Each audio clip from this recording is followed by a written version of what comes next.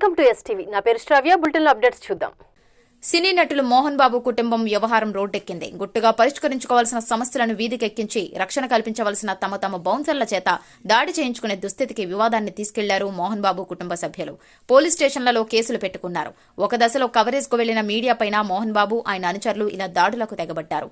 మీడియాపైన మోహన్ బాబు బౌన్సర్ల దాడిని జర్నలిస్టు సంఘాలు ఖండిస్తూ నిరసన చేపడుతున్నాయి. ఈ వివాదం దృశ్యాల సమాచారాన్ని ఇప్పుడు చూద్దాం.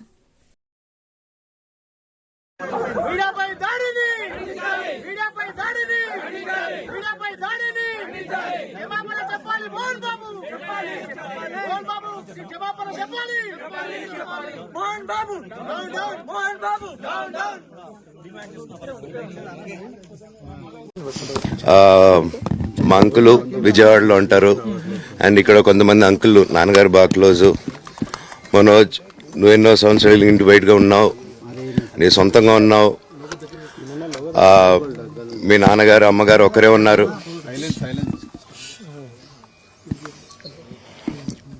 మీ నాన్నగారు అమ్మగారు ఒకరే ఉన్నారు. మీ అన్నయ్య ఏమో దుబాయ్కి షిఫ్ట్ అయిపోయాడు ఫ్యామిలీతో. మీ వైఫ్ ప్రెగ్నెంట్గా ఉంది. తనకి తల్లిదండ్రులు లేరు. తనకి ఇప్పుడు మీ అమ్మ అవసరం ఉంది, పెద్దోళ్ళు అవసరం ఉంది. నువ్వు అక్కడ ఎలా చూసుకుంటావు అంటే, నాకు ఆ రోజు మా భార్య కూడా ఒకసారి వాళ్ళు అన్ని చెప్తున్నారు కదా, ఎందుకండి ఒకసారి వినండి అంటే, సరేమ్మా నీకోసం వస్తాను అని చెప్పి మళ్ళీ తిరిగి రావడం జరిగింది. అండ్ నేను ఈరోజు నా గురించి ఆరోపణలు వేస్తున్నారంటే అది నేనేం చెప్పలేను. ఓన్లీ మీకు ఆధారాలు మాత్రమే చూపించగలుగుతాను. ఇప్పుడు వాళ్ళు చెప్పి నేను చెప్పి ఇది కరెక్ట్ కాదండి, నేను ఎప్పటి నుంచో కూర్చొని మాట్లాడదాం అంటున్నాను. పిల్లలకి లోకల్లో అక్కడ లోకల్లో ఉండేది ఎవరో కాదండి, మా బంధువులే అండి అందరూ. ఆ చుట్టుపక్కల గ్రామాలందరూ మా నానమ్మోళ్ళ ఊరు, మా అమ్మమ్మోళ్ళ ఊరు అందరూ మా వాళ్ళండి. వాళ్ళ పిల్లలు, మనవాళ్ళు, వాళ్ళ బంధువులు.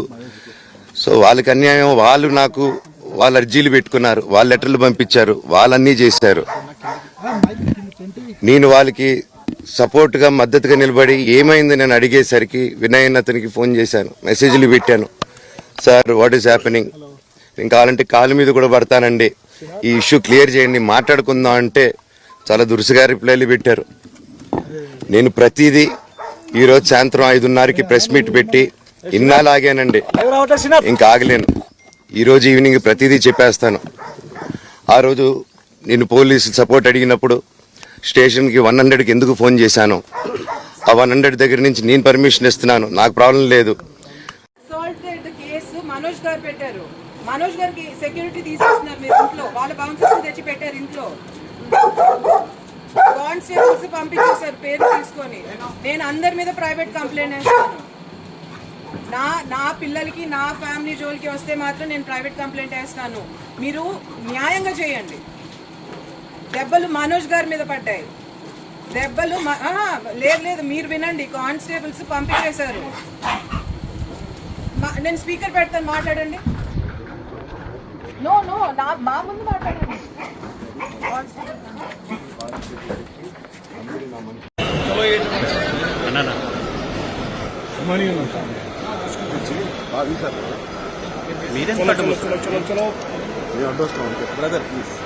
ఇదేంది మీ దౌర్జన్యమా మరి?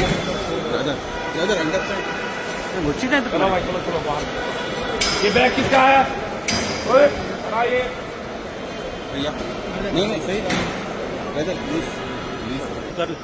అన్న మీ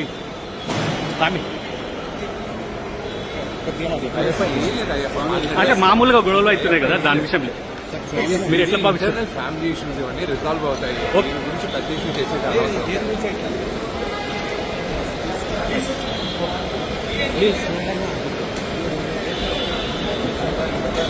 बस मैं मिले दूर से भैया मैं समझ गए.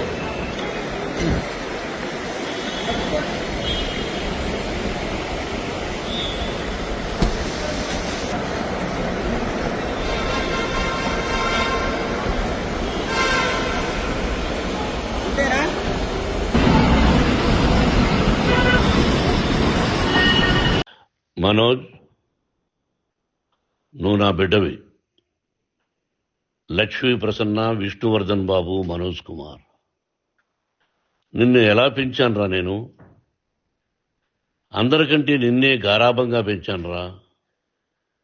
నీకే ఎక్కువ ఖర్చు పెట్టి చదివించాలని ప్రయత్నం చేశానురా. నువ్వు ఏది అడిగినా నేను నీకు ఇచ్చానురా. కానీ ఈ రోజున నువ్వు చేస్తున్న పని బిడ్డల గుండెల మీద తంతారంటారే, అలా తన్నేవరా. మనసు ఆవేదనతో కింగిపోతుందిరా. నేను మీ అమ్మ ఏడ్చుకుంటున్నావురా. జర్నలిజం ఉన్నది లేనిది, లేనిది ఉన్నట్టు రాస్తున్నారా. నువ్వు నన్ను కొట్టడం ఏంట్రా? నా బిడ్డ నన్ను తాకలా. ఇద్దరం ఘర్షణ పడ్డాం కొన్ని కారణాల వల్ల. ప్రతి ఫ్యామిలీలోనూ ఉంటాయిరా ఇవి. లేనివాడు ఎవరైనా ఉంటే ప్రపంచంలో ఒకరున్నారేమో, 1% ఉంటుందేమో. అటువంటి వాళ్ళ ఇంటికి వెళ్ళి కాళ్ళు గడిగి నిద్ర పూసుకోవచ్చు. భారత భాగవత రామాయణాలు చూశావు కదరా. ఏమిటిది? మీ అమ్మ ఎంత కుమిలిపోతుంది ఈ రోజున హాస్పిటల్ చేరింది. నీ వల్ల హాస్పిటల్ చేరుతాను. చూడు మనోజ్, నీకు అన్నీ ఇచ్చినా ఈ రోజున నువ్వు నా గుండెల మీద తనడమే కాకుండా అపకీర్తి తీసుకొచ్చావు. ఏదేదో రాశావు, ఏదేదో చెప్తున్నావు. కొంతమంది జర్నలిస్టులు ఉన్నది లేనిది, లేనిది ఉన్నట్టు రాసే వాళ్ళ తత్వం వాళ్ళకి ఎందుకంటే టీఆర్పీ పెరగాలి. ఇది వాళ్ళ నైజం. మనం మార్చలేము. వాళ్ళందరి మీద మన కోర్టుకు వెళ్ళలేము. వాక్ స్వాతంత్రం అంటారు, ప్రజాస్వామ్యం అంటారు. ప్రజాస్వామ్యంలో కూడా కొన్ని హద్దులు ఉన్నాయి. ఇది నీకు తెలుసు అనుకున్నా. ఎంత మంచి నటుడివి నువ్వు. నీ భార్య మాటలు విని తాగుడుకు అలవాటు పడిపోయావు.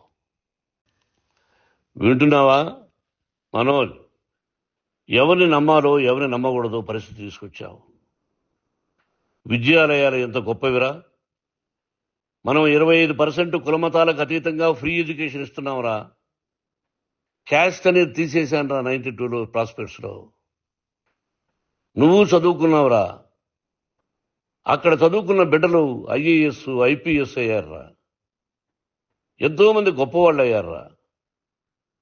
నువ్వు నటుడుగా ఎంతో గొప్పవాడివి. తాగుడుకు అలవాడబడి నువ్వు నీ భార్య ఇంట్లో బిహేవ్ చేస్తున్న విధానం ఆ భగవంతుడు సర్వేశ్వరుడు తెలుసు.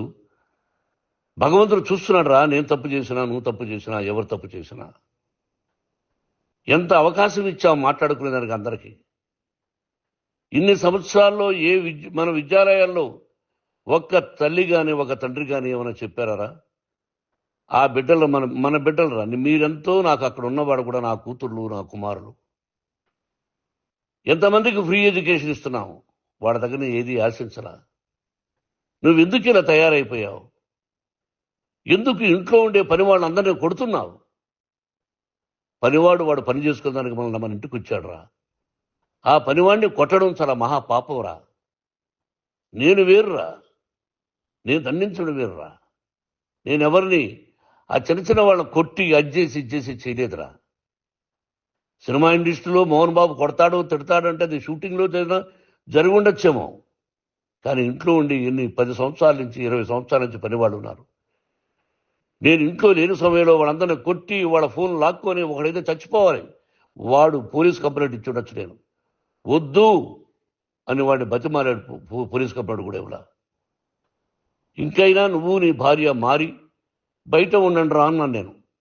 లేదు డాడీ, తప్పు చేయలేని ఒకసారి వచ్చావు, మళ్ళీ తప్పు చేశావు, మళ్ళీ వెళ్ళావు, మళ్ళీ ఈసారి తప్పు చేయనన్నావు. ఏమండి వీడు తప్పు చేయడం అని మీ అమ్మ చెప్పింది. ఇంట్లో పెట్టుకున్నా. మళ్ళీ నువ్వు చేస్తున్నది, ప్రతిరోజు నువ్వు తాగుతున్న విధానం నీకే తెలుసు. ఇది ప్రజలు నమ్ముతారా లేదా అనవసరం నాకు. నేను నీకు చెప్తున్నా, ఇంతటితో పులి స్టాప్ పెట్టాలి. 3 రోజుల నుంచి రకరకాలుగా రాస్తున్నప్పుడు నా మనసు ఆవేదనతో ఉంది. మళ్ళీ చెప్తున్నా, Mohan Babu university is greater than temples. Greater than temples. బిడ్డలను కాలేజీలో చేర్చుకునే ముందు చెప్తారు, అన్నయ్య ఎంత ఉంది యూనివర్సిటీ రూల్స్, ఇది మా పద్ధతి, మీకు ఇష్టమైతే చేర్చండి. గవర్నమెంట్ బిడ్డల్ని గవర్నమెంట్ ఏమిస్తుందో ఇంత పర్సంటేజీ, వాళ్ళకు కూడా మీ దగ్గర ఎందుకు డబ్బు తీసుకుంటున్నామంటే దానికి అర్థం పరమార్థం చెప్పాము. దొంగతనంగా తీసుకోలేదు. ప్రతి దానికి చెక్కులు ఉన్నాయి, అది అకౌంట్ ఉంది. దానిలో తప్పులు జరిగితే డిపార్ట్మెంట్ ఉంది, కాలేజీలో ఇంకేమైనా తప్పు జరిగితే గవర్నమెంట్ ఉంది. ఇవన్నీ నీకు తెలుసు. ఈ రోజున ప్రపంచంలోనే నెంబర్ 1గా చేయాలని మీ అన్న కష్టపడి ఇతర దేశాల్లో నెంబర్ 1 యూనివర్సిటీ టైఅప్ చేశాడు. ఈ రోజు నువ్వు చేసిన విధానం ఏమిటి? నువ్వే ఒకప్పుడు నాకు ఇవి ఏమొద్దు నేను యాక్టింగ్ అన్నావు.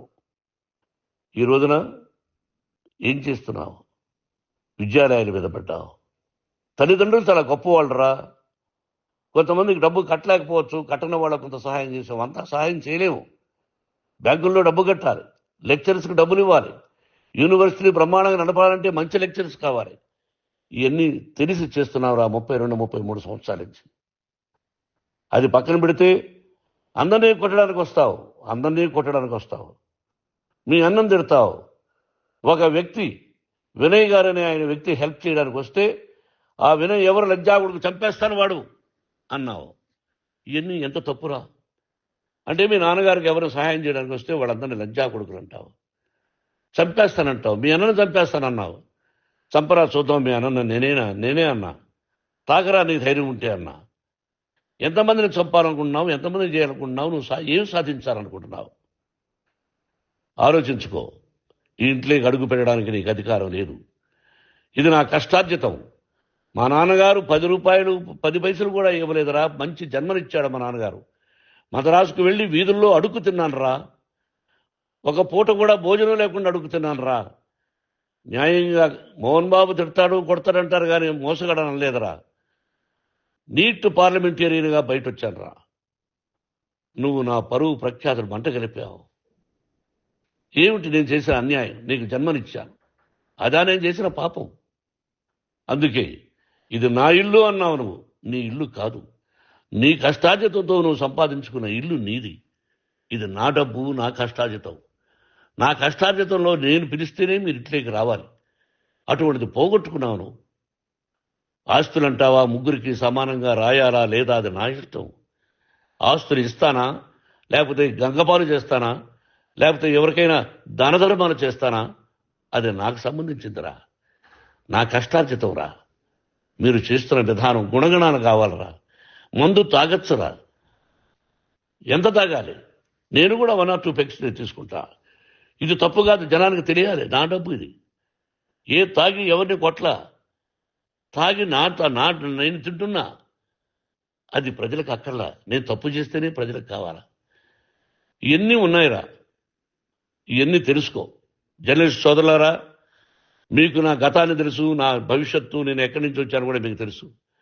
ఈ రోజున మీరు రాస్తున్న విధానం, నా బిడ్డ నన్ను కొట్టాడన్నారు. ఎంత తప్పు! ఈ రోజున నా బిడ్డ మీద కోపంతో అవును చెప్పచ్చు. కాదు, వాడు నా మీద చెయ్యెత్తలేదు.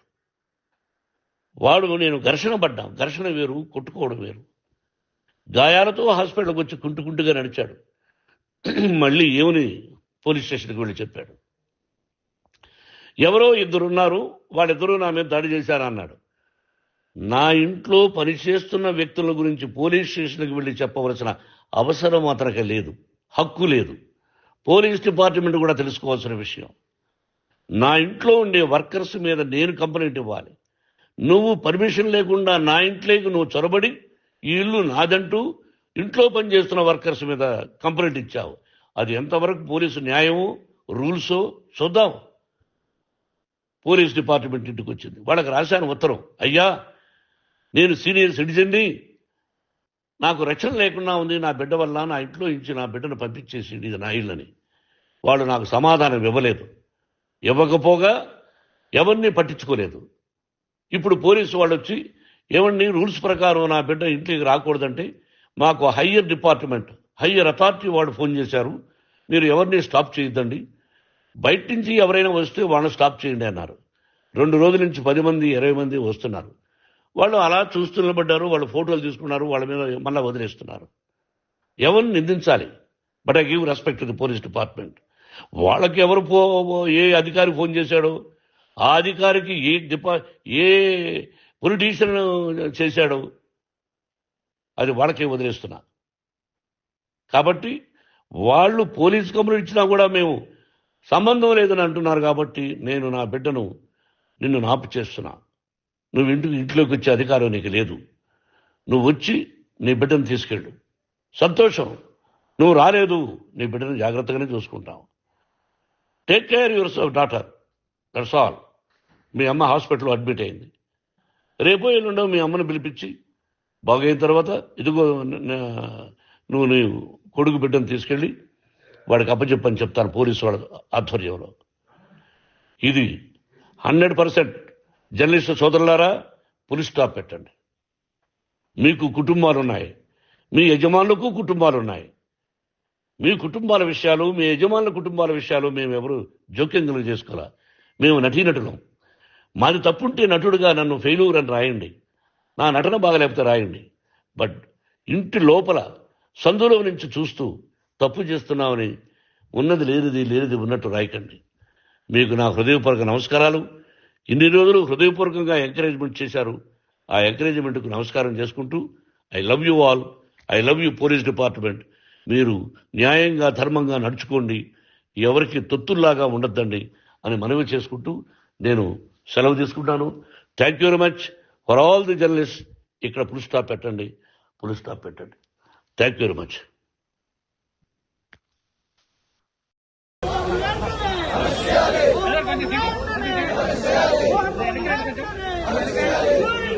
Justice!